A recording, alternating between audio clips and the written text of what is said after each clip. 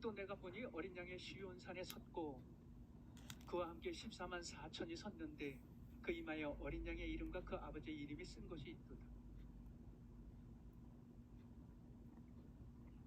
이게 계시록의 7교회의 믿음의 영적 상태예요. 아까도 찬양했죠? 주의 율법이 시온에서 나오고 여호와의 말씀은 어디에서 나온다?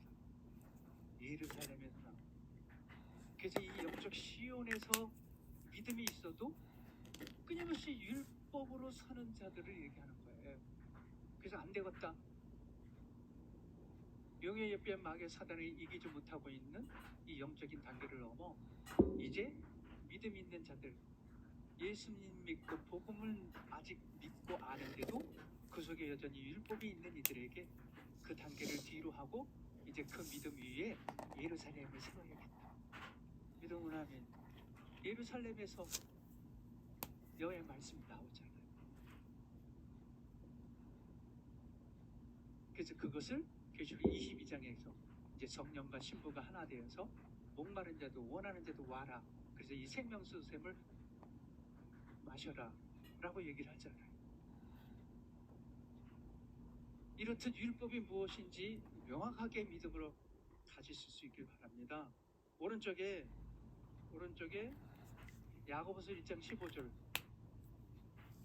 볼게요. 같은 말이에요. 욕심이 잉태한즉 뭐가 낳고 죄를 낳고 죄가 장성한즉 뭐가 난다? 사망이 난다.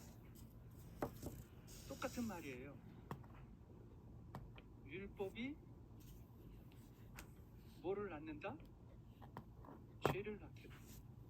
죄가 장성하니 뭐가 임한다? 사망이 활동하는 이유는 사망에 쏘는 것은 뭐 때문이다? 죄 때문이라는 거예요. 죄는 어디에서 나온다? 율법에서 나온다는 거예요. 그러니까 율법이 뭐냐는 거예요. 지금 율법이. 야고보서는 그걸 뭐라고 얘기하냐? 욕심이라고 얘기했던 거예요.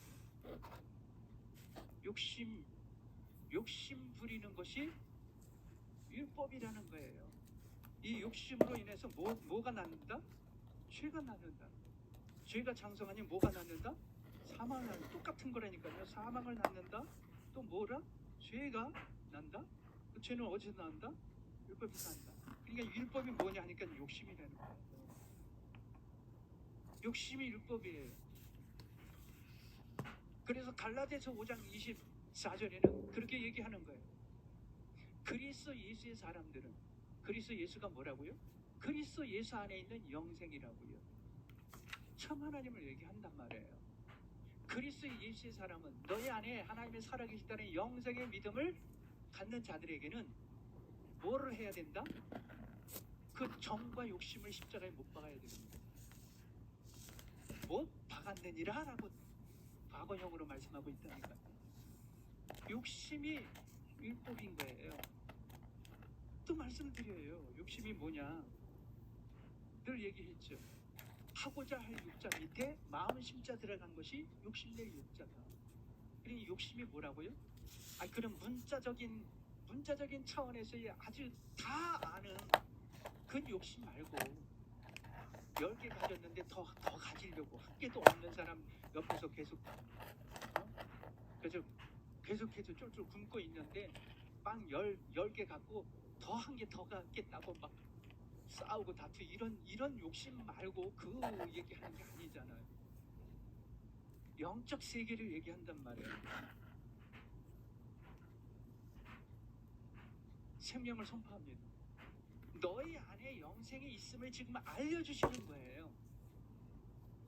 그러면 영생이신 하나님이 우리 속에서 참 하나님이 왜 실제가 되지 않냐고 제한되는 줄 아느냐. 이제 하나님이 우리 삶에서 실제가 되어지는 일에 충만케 되기를 선포합니다. 그건 다른 것이 아니라 율법 때문이다 이 얘기예요. 그 율법이 뭐냐니까 율법은 욕심이라는 거예요. 욕심이 뭐라고요? 우리 안에 하나님이 살아 계신다니까요. 믿음을 하면. 근데 우리 안에 하나님이 살아 계시는데도 불구하고 욕심내고 있어. 욕심이 뭐라고요? 내 안에 살아계시는 하나님으로 사는 게 아니라 욕심될 욕자는 뭐라고요? 하고자 할 욕자 밑에 마음 심자 들어간 거. 내 마음으로 자꾸 하려고 하는 게 욕심이라는 거예요. 믿으면 아멘. 내가 개입되는 거예요. 자꾸 내가 개입되는 거예요. 내가 앞서는 거예요. 하나님을 살아계시다 하는 걸 알고 믿는다 하면서도 여전히 나의 정과 욕심으로 계속 활동하고 있다라든가 뭐 이런 것들이 욕심이라는 거예요.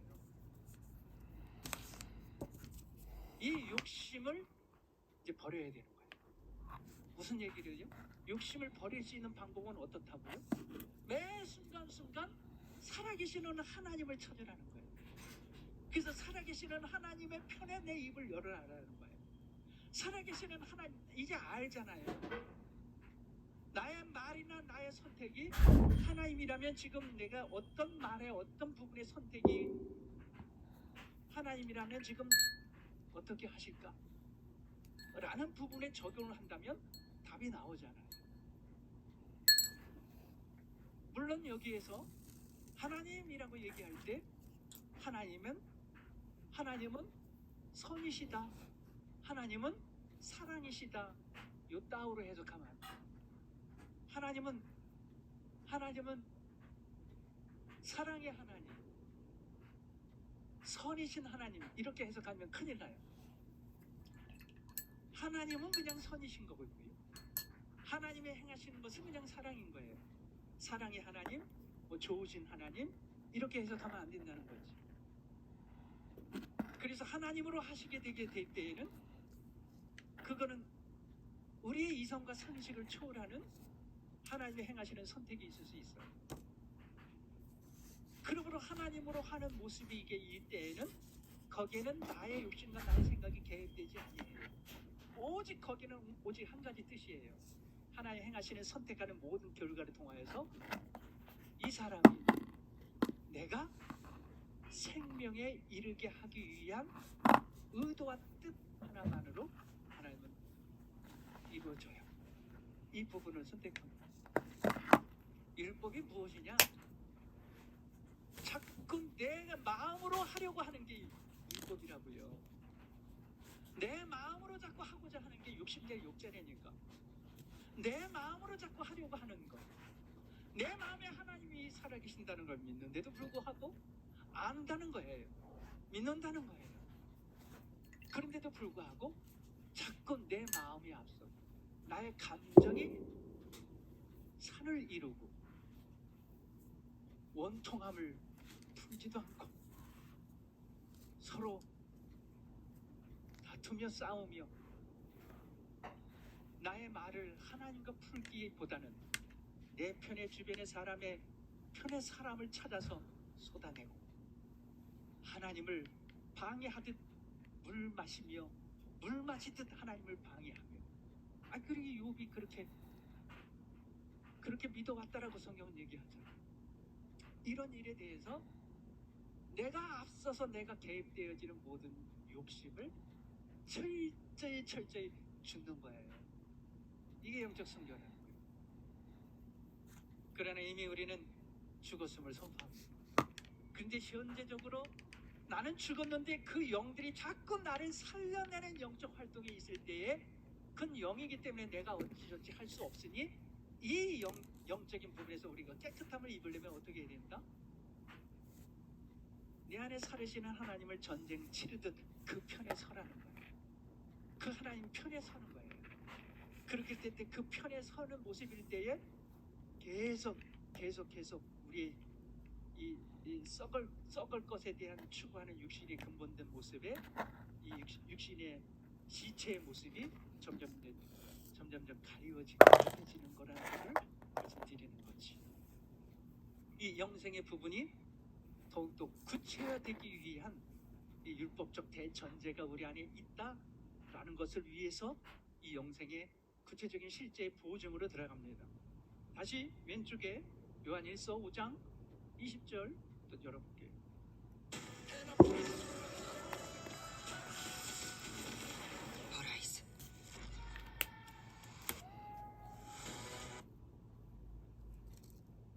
여기서 보면 또 아는 것은 하나님의 아들이 이르러, 이제 하나님의 아들이 있어요. 하나님의 아들이 있어요. 우리에게 지각을 주사 우리로 참된 자를 알게 하신 것과,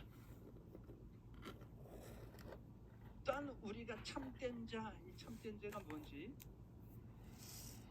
참된 자 곧 그의 아들, 또 아들이 나와요. 두 아들.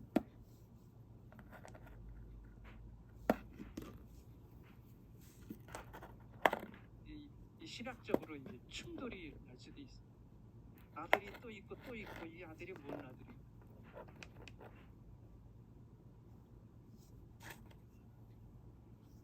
그리고 그 안에 있는 것이니 뭐가 있다고요? 그 안에 참 하나님이요, 뭐가 있다고? 영생이라고요. 아들 1, 또 아들 2, 또 하나님 영생 3. 이 삼위일체의 구체적인 이 말씀이 오늘 확증이 되져야 영생이란 구체적인 일들이, 이 영적인 이 풍성한 이해가 이제 터치돼요. 이 복이 있으시길 축복합니다. 우리 다 같이 선포합시다. 하나님은 살아계십니다. 아멘. 자, 오른쪽에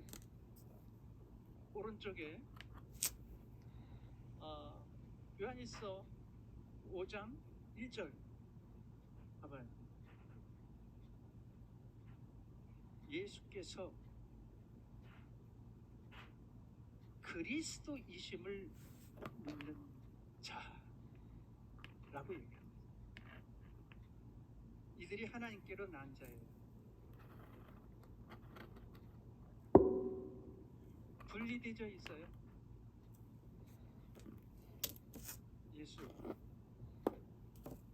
예수께서 그리스도이심을 믿어야 됩니다. 분리되어 있어요.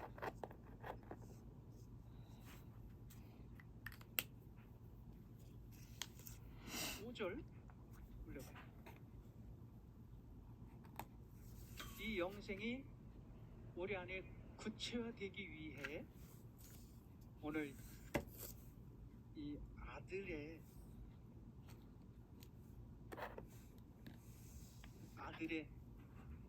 증언과 증거를 오늘 붙잡으시기 바랍니다.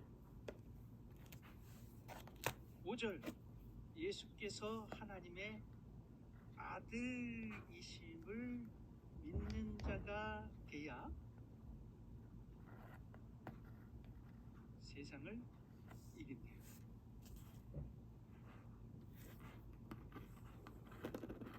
이게 세상의 모든, 지금 거의 보면 전부예요.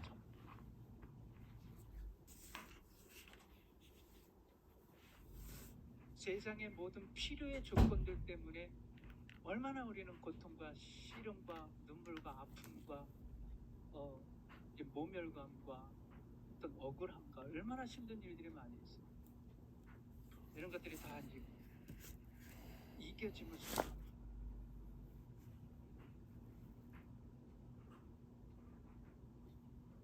예수께서 하나님의 아들이심을 믿어야 된다는 거예요. 6절, 이는 뭐라고요? 하나님의 아들을 설명하고 있어요.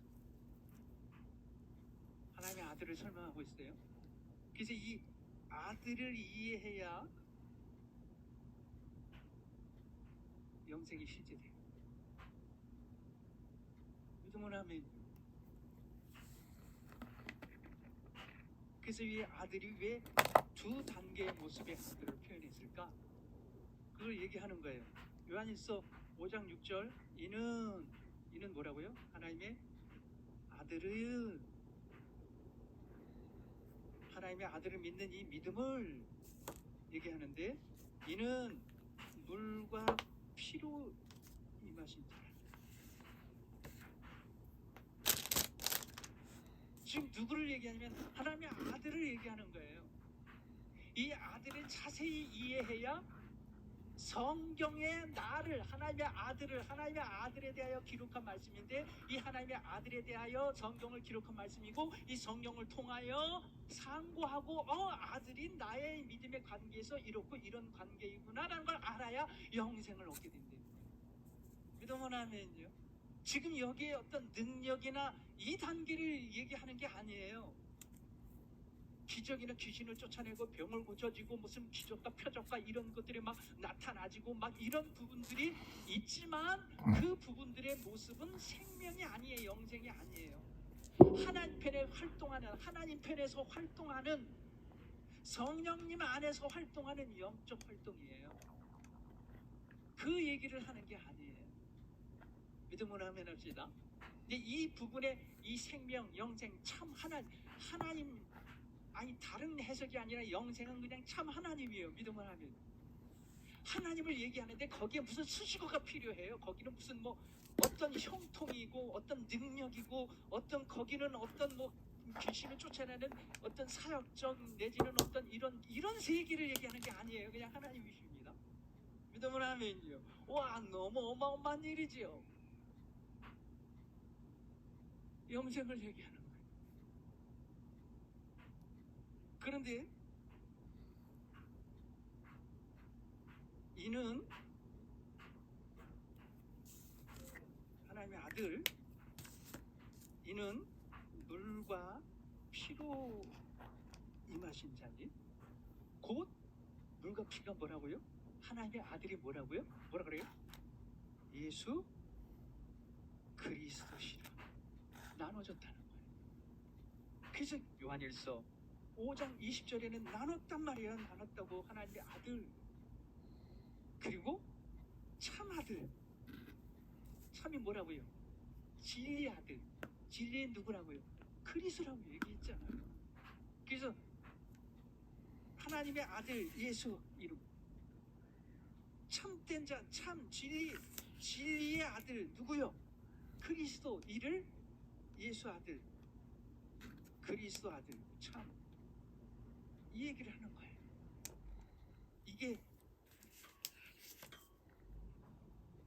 이게 보여주시기 바랍니다. 그래야 그 아들 안에 뭐가요? 영생이 있거든요. 그래서 성경은 이 아들에 대하여 기록한 내용이라는 거예요. 근데 너희는 성경에 영생이 있는 걸 알고 성경을 상고하는데, 근데 너희가 나에게로 오지 않는다는 거예요. 왜 나에게 오지 않는다? 욕심이 잔뜩 있으니까요. 욕심이 뭐라고요? 하나님 살아계시는 걸 믿는데도 불구하고 내가 자꾸 앞서, 내 마음으로 자꾸 하려고 해. 뭐를 하려고 할까요? 하나님을 믿는다라는 거룩한 믿음 안에서 내가 자꾸 하려고 해요. 그럼 내가 뭐를 하려고 할까요? 하나님을 위해서 한다라고 하는